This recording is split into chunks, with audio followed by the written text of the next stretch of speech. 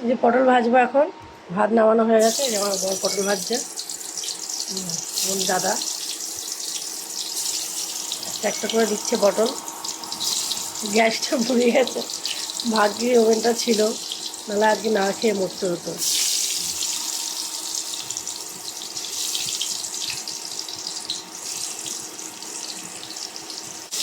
যে মাছ বার করে নিলাম, পাঙাশ মাছ এটা। পাঙাশ মাছটা ধুয়ে যাবো, ধুয়ে নিয়ে আসি,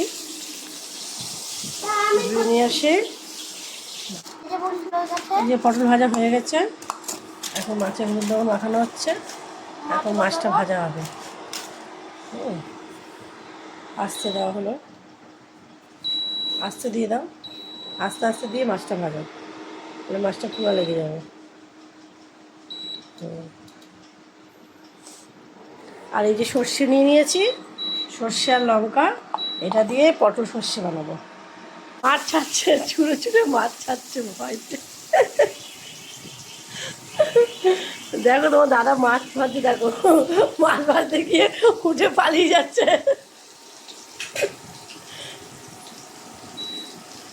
আজকে রান্নাটা ওই করবে।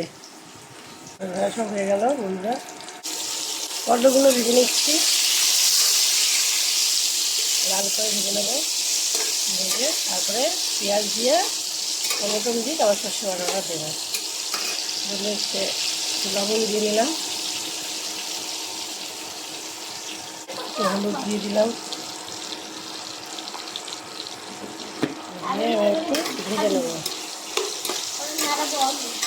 বাড়িয়ে দিই। ওগুলো ভাজা হয়ে গেলো, একটা একটা করে তুলে নেবো।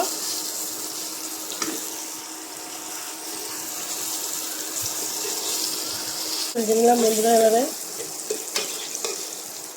সর্ষে দিয়ে টমেটো দিয়ে জল দিয়ে এবার হচ্ছে ঢেকে দেবো। ঝোল করবো মানে মাছ ভেজে নিয়েছি, যে আলু টমেটো আর যে পেঁয়াজ কেটে নিয়েছি, এটা ঝোল বানাবো। আর হচ্ছে পটল সর্ষেটা হয়ে যাওয়ার পরে মাছের ঝোলটা বসাবো। সেটা বানানো হয়ে গেল বন্ধুরা, এবার নামিয়ে ফেলবো। নামিয়ে ফেলার পরে মাছের ঝোলটা করবো। শেষমেশ পটল তরকারিটা এবারে হলো, গরম সর্ষেটা।